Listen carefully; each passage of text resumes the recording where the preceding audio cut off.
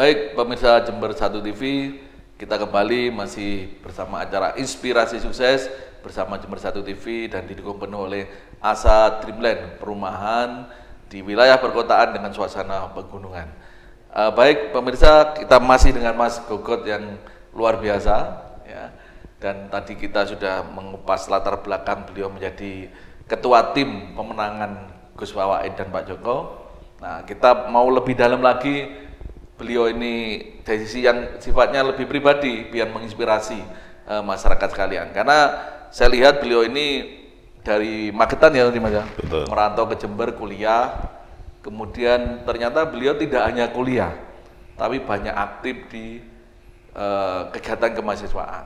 Nah, ini apa penting, Mas? Ini biar untuk teman-teman mahasiswa ini juga bisa menjadi inspirasi gitu, Mas. Penting nggak ikut-ikut organisasi gitu, Mas? Ya. Sebelum ke sana Pak Nyo ya, jadi saya tidak bermaksud mengeksploitasi penderitaan ya, tapi memang saya ini kebetulan anak yatim.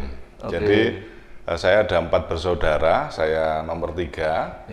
Kemudian bapak saya itu meninggal usia saya mungkin kurang dari 2 tahun. Jadi sampai sekarang saya tidak punya gambaran, bahkan tidak punya gambaran. Bapak saya itu seperti apa, tahunya ya saya dari foto saja. Saya tidak pernah tahu ini ya, memori kok saya diajak bapak kemana bareng itu tidak pernah ada.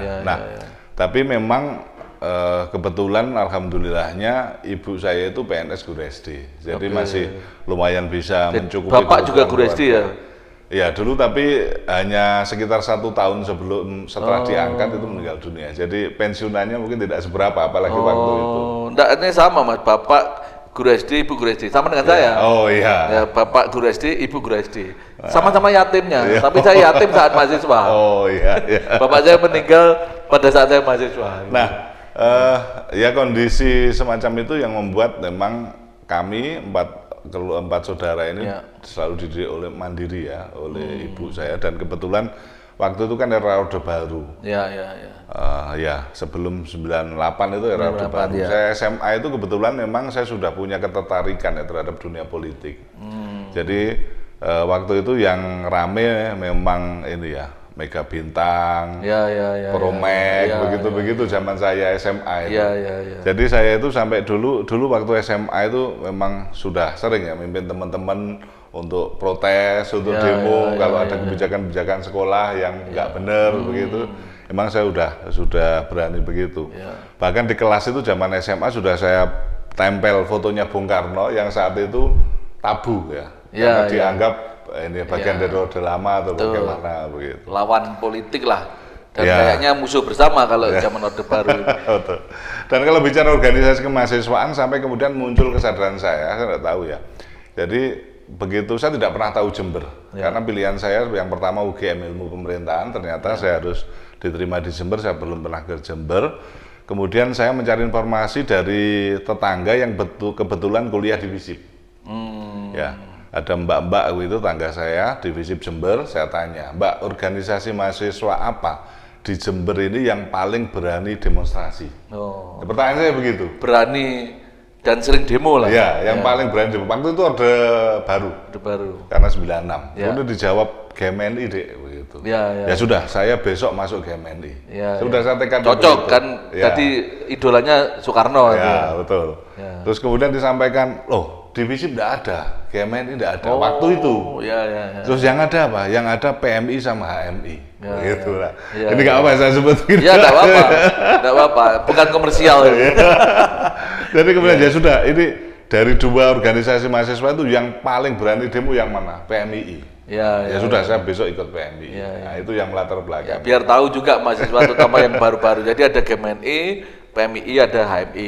Mungkin Mas juga Gogot milih PMI. Padahal awalnya GMNI ya? Ya, awalnya niatnya karena memang pengen mencari organisasi mahasiswa yang kritis, yang berani mensuarakan kebenaran pada saat itu. Berarti memang naluri Mas Gogot ya? Naluri jiwanya memang jiwa aktivis ya? Ya, karena mulai siswa itu saya sudah berani protes ke guru, mimpin teman-teman untuk komplain ke kepala sekolah, itu sudah memang sudah biasa saya lakukan. Sip. Nah, berarti memang menurut Mas Joko penting Mas ikut organisasi itu? Sangat ya, tidak hanya penting tapi sangat penting. Ya. Saya sebagai insan warga pergerakan ya, kalau teman-teman PMI yang menyebutnya demikian, itu apa yang tidak bisa saya dapat di organisasi mahasiswa saya. Saya dapat kawan, dapat teman, dapat jaringan, bahkan dapat jodoh itu juga di pergerakan. Karena ini adik kelas saya kebetulan juga warga pergerakan teman-teman PMI. Paling ditunggu sebenarnya. Dan sering juga dapat masalah, dapat penyakit, dapat ini juga di pergerakan. Jadi di sana memang tempat kita tertempa. Ya, pendewasaannya sana ya. Ya, kalau misalnya mencari orang pinter, saya yakin banyak teman-teman mahasiswa yang seangkatan saya jauh lebih pinter daripada saya, jauh lebih hebat daripada saya. Tapi karena kita berjejaring, saya juga meyakini bahwa saya dulu mengawali karir di wartawan, kemudian di KPU Jember 1 periode, 2 periode di KPU Jawa Timur, bahkan baru kemarin saya juga diminta untuk menjadi ketua tim Gus Wahid Pak Joko. Ini juga tidak lepas dari jaringan. Jadi tidak murni karena kemampuan saya, karena kehebatan saya, tidak ya. Jadi malah Profesor Renal Kasali itu menyampaikan Mas bahwa mahasiswa kalau hanya pinter saja, Anda nggak akan bisa jadi apa-apa.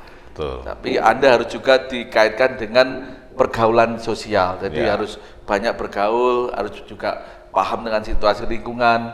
Bahkan Renal Kasali ngomong, nilai saya dulu IP saya juga nggak bagus. Renal Kasali itu bilang begitu. Saya kuliah sampai 6 tahun, semester 12. Tapi kebetulan waktu itu kita diuntungkan era transisi ya, lama menuju baru menuju reformasi, sehingga waktu itu saya dapat beasiswa itu sampai lulus. Jadi mulai semester 3 sampai semester 12 itu saya dapat beasiswa terus. Nah, ada juga pendapat Mas Joko, waktu saya ikut pelatihan kepemimpinan mahasiswa bilang gini, kalau orang pinter itu pol atau maksimal jadi tim ahli. Nah, tapi kalau orang yang aktif organisasi itu bisa jadi pemimpin. Nah, itulah menurut pandangan Mas Joko apa itu? Ya bisa jadi, karena memang sangat rugi ya kalau teman-teman mahasiswa hanya datang, kuliah, pacaran, cepat lulus, apa yang didapat? Palingnya sebatas ijazah. Dan waktu sebenarnya sangat longgar, apalagi kalau bicara teman-teman yang kuliah di humaniora ya, non-eksak itu waktu sangat longgar sekali untuk bisa dimanfaatkan. Saya udah mulai semester 1 kebetulan memang begitu kuliah, selain di PMI saya juga bergabung bersama teman-teman NGO waktu itu ya. Ada yang disebut sketsa studi kebijakan dan transformasi sosial, itu teman-teman NGO yang fokus utamanya melakukan pendampingan buruh-buruh perkebunan di Jember. Jadi saya belajar dari sana, melakukan pendampingan, advokasi dari yang sebelumnya mereka tidak tahu hak-haknya seperti apa, kita beri bagaimana hak normatif yang harus mereka perjuangkan. Bahkan ini sempat juga jadi pertentangan Pak Nyoman. Dulu itu ada kakak saya, itu datang, kakak saya ini kakak sepupu ya, kebetulan dia dari keluarga berkecukupan. Ketika melihat, saya dulu ngontrak ya, di sekretariat sketsa itu ada buruh-buruh kebun puluhan datang, kemudian saya belikan makanan, nasi, ala kadarnya lah gitu. Kemudian kakak sepupu saya ini marah, kamu ini kudu cepat selesai sekolah, cepat selesai kuliah, jangan ngurusi orang-orang seperti begini, mau jadi apa kamu itu? Nah, ada pandangan begitu, ada pandangan seperti itu, karena memang waktu itu saya kuliah sampai 6 tahun molor itu.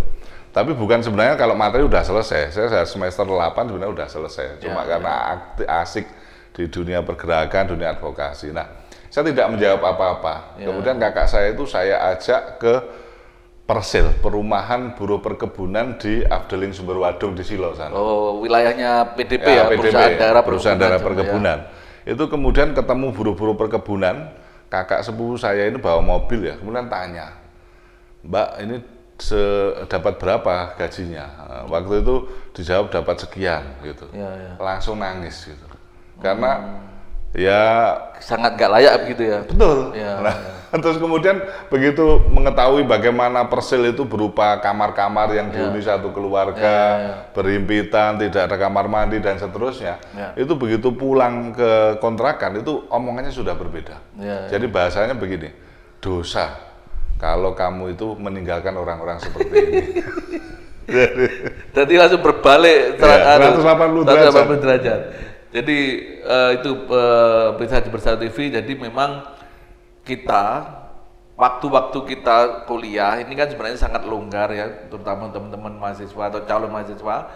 Ya, ini akan sangat sayang kalau waktu itu hanya dimanfaatkan untuk akademis saja, tidak dimanfaatkan untuk hal-hal yang bisa menumbuhkan kemampuan kita lebih ya, tidak hanya sekedar akademis.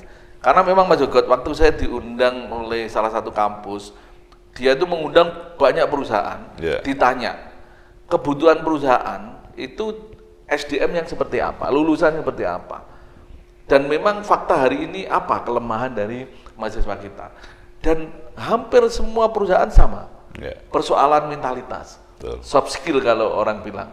Jadi soft skill ini kan didapatkannya ya di aktivitas keorganisasian gitu ya Mas. Nah itu menurut Mas Jogot pengaruhnya di dunia kerja itu bidang apapun ya, itu seperti apa Mas?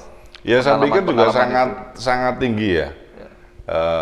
Berkaitan erat ya, apa-apa yang memang tidak kita pelajari di dunia akademik, di kampus, itu di mana kalau kita tidak ketemukan di lingkungan sosial yang salah satunya adalah mungkin berupa organisasi kemahasiswaan, LSM, NGO, atau organisasi intrakampus misalnya, kan tetap di sana. Gitu. Dan saya yakin juga itu semuanya tidak cukup hanya dipelajari secara tekstual ya, melalui buku misalnya, dan itu memang harus ada interaksi yang berkelanjutan, berkesinambungan. Saya teringat apa yang disampaikan Tan Malaka ya, ini sederhana saja tapi itu juga sekaligus yang membentuk saya. Ini Tan Malaka itu bilangnya terbentur, dan terakhir terbentuk. Jadi kalau kita sering terbentur ya, pada akhirnya kita bagus itu. Tan Malaka mengatakan ada kalimat yang bagus ya, jadi terbentur, terus terbentuk. Artinya orang terbentuk itu karena benturan-benturan kehidupan, benturan-benturan selama dia berproses. Akhirnya menjadi sesuatu kan, menjadi seseorang kan begitu. Betul, karena dulu juga saya juga pernah dalam fase ya menyesali hidup juga pernah ketika dalam proses pencarian. Nah, nanti saya ceritakan. Ya, siap. Jadi pemirsa luar biasa, saya ingin mengulang lagi sebuah prinsip yang tadi disampaikan atau pelajaran lah yang disampaikan Mas Jogot, dikutip dari pernyataan atau tulisan Tan Malaka ya, bahwa orang itu memang ternyata terbentuk dari proses atau benturan. Ya, kalau di Islam sebenarnya fa inna ma'al usri yusra, sesungguhnya bersama kesulitan atau setelah kesulitan ada kemudahan. Orang kalau mau dapat kemudahan, orang itu harus mau menerima kesulitan dulu. Baik pemirsa, kita akan lanjut di sesi berikutnya tetap bersama Jember 1 TV dan Asa Dreamland, perumahan di wilayah perkotaan dengan suasana pegunungan.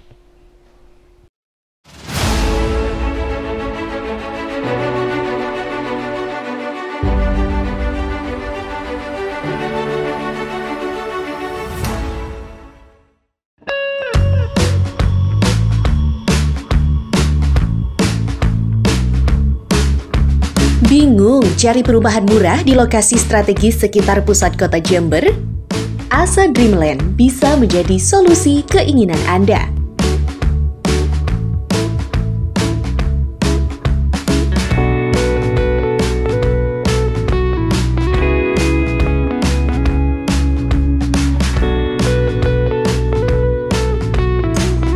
Subsidi yang terletak di jantung kota Jember, tepatnya di Jalan Merpati, Kelurahan Patrang, Kecamatan Patrang.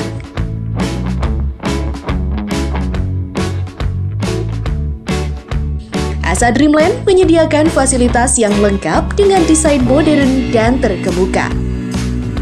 Kami menggabungkan konsep modern dan luxury untuk menciptakan desain yang indah agar menjadi rumah terbaik impian keluarga Anda. Setiap ruangan dan side plan didesain dengan sangat teliti sehingga menciptakan gaya hidup yang praktis, nyaman, dan asri. Layanan terbaik dari kami selalu siap memenuhi kebutuhan dan preferensi kualitas hunian Anda.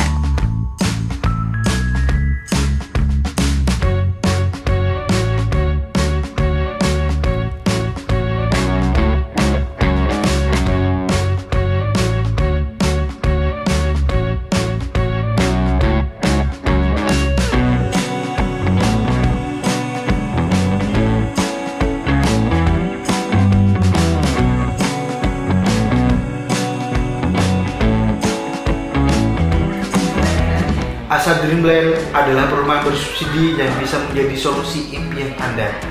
Dengan lokasi yang strategis, cukup 9 menit saja bisa menuju ke lokasi alun-alun Jember.